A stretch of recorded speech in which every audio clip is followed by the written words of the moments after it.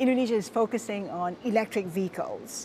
You've been trying to court Elon Musk, Tesla, to invest in Indonesia. He has pulled out after great excitement initially. What are the plans now?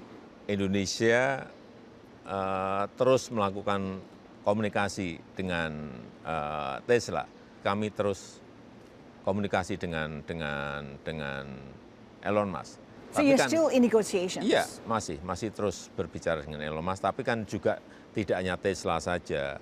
Sekarang yang sudah masuk, misalnya Hyundai, ini nanti tahun depan sudah bisa berproduksi mobil listrik yang semuanya berasal dari komponen-komponen dalam negeri Indonesia.